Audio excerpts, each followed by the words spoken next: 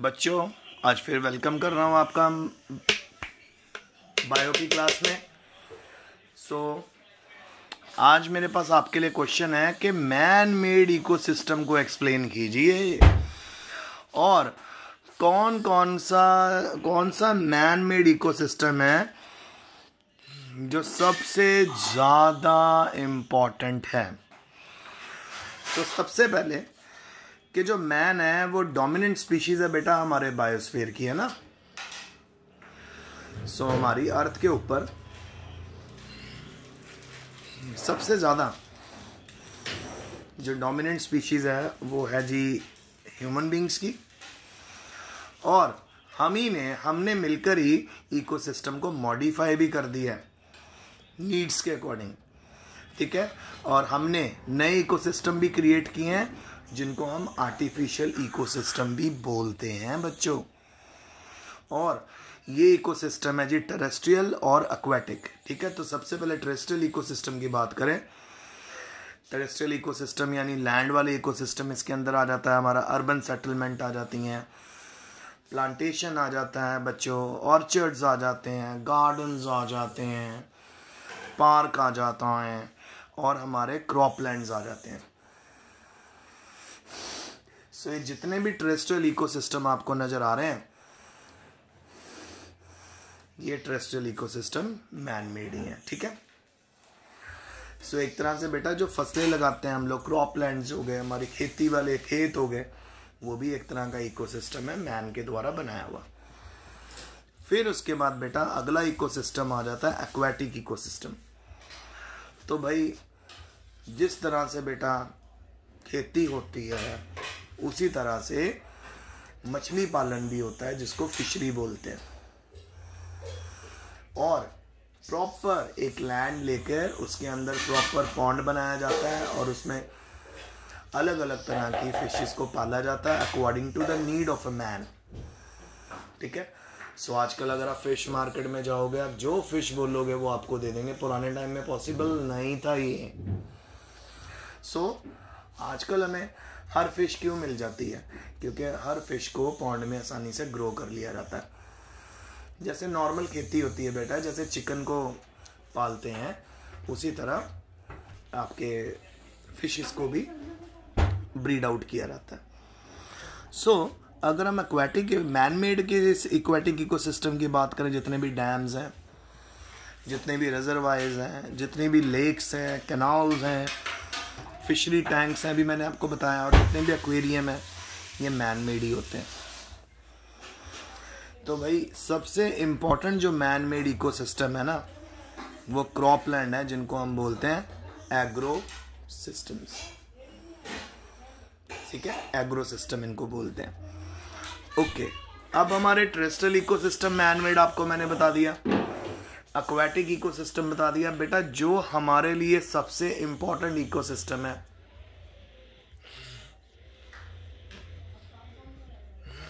वो है जी agro ecosystem. At present बेटा, अभी एट प्रेजेंट जो हमारे एंटायर ह्यूमन पॉपुलेशन है, ठीक है, वो कल्टीवेटिंग सॉइल के ऊपर डिपेंड करती है क्रॉप्स को रेज करने के लिए। तो जितने भी खेत हैं जहाँ पर अलग अलग प्लांट ग्रो कर रहे हैं वो एग्रो इकोसिस्टम में आते हैं, और इन प्लांट से ही हमें फूड मिलता है और हर चीज़ की अवेलेबिलिटी है।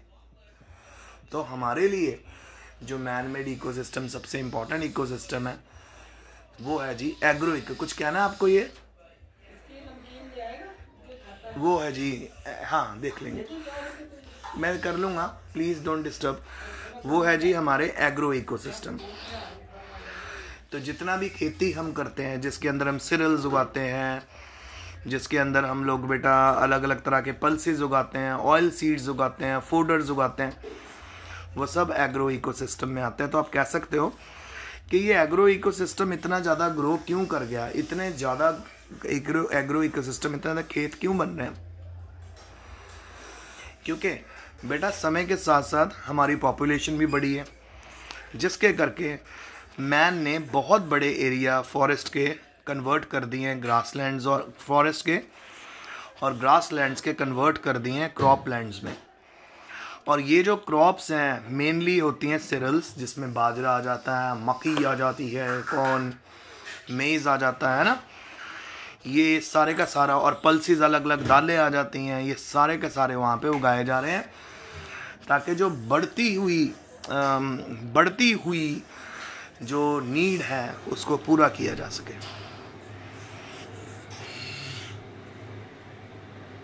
फिर आगे, since all these are herbaceous plant, क्योंकि सारे ऐसे प्लांट है जो हर्बिशियस प्लांट है, जो क्रॉप लैंड है उसको कंसिडर किया जाता है ग्रासलैंड में विथ सिलेक्टेड वेजिटेशन।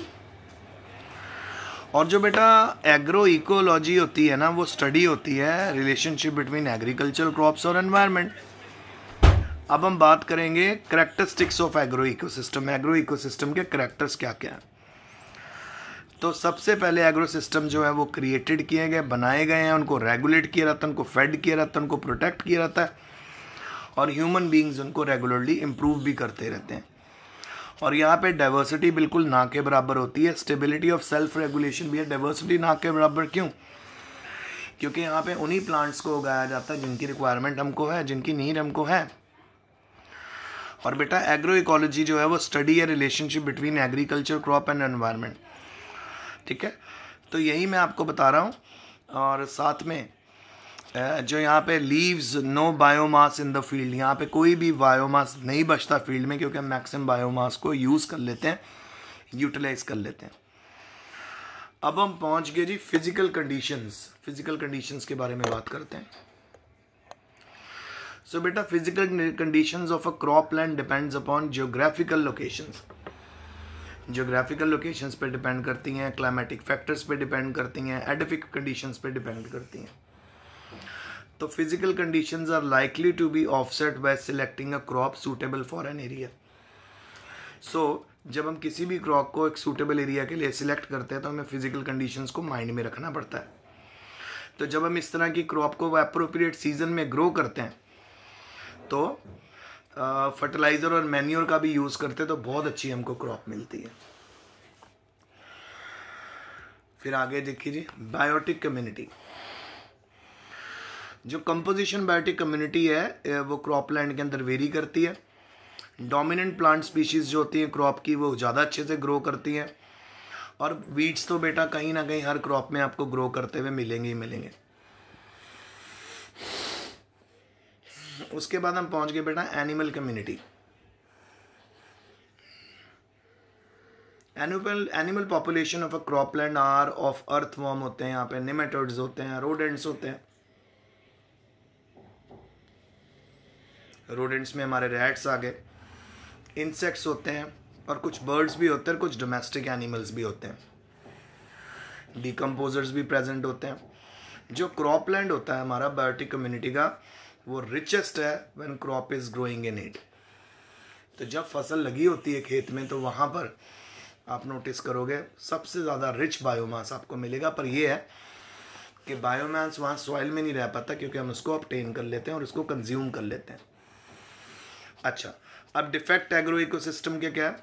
यहाँ पे डाइवर्सिटी नहीं है, यहाँ पे हर तरह के प्लांट्स को आप नहीं उगा सके।